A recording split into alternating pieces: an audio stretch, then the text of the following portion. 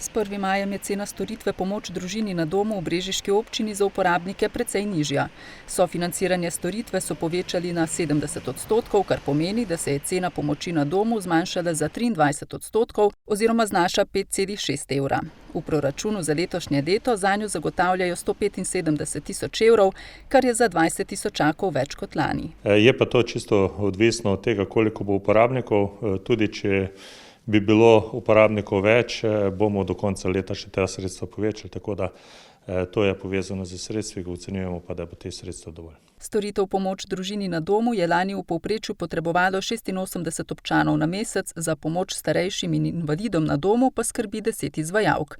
Število uporabnikov se povečuje, a kot pravimo lani, ne tako, kot so pričakovali. Vendar definitivno glede na tudi stanje v domovih, vemo, da vse težje se ljudje odločajo za domove, bomo dosegli, da bo čim več občanov ostalo čim dalj časa v svoji sredini, tam, kjer so preživljali svoje življenje.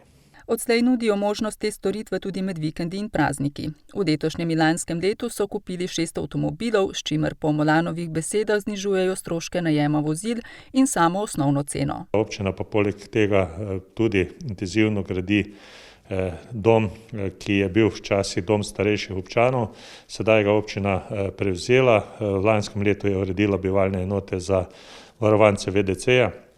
V letošnjem letu pa želimo še urediti tudi bivalne enote za ostale občane in pa prostore za društvo upokojencev in pa Ozaro. Poleg cene storitve pomoč družini na domu so brežiški občinski svetniki uskladili cene komunalnih storitev. Cene bodo v povprečju na enaki ravni kot lani oziroma malenkost nižje.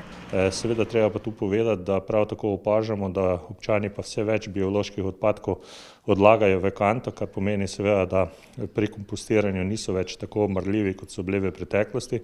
Zato pa bo tistim občanom, ki imajo biološke odpadke, celo položnica malo višja, kajti količine so se bistveno povečale in seveda odpadke se plačujejo po količinah.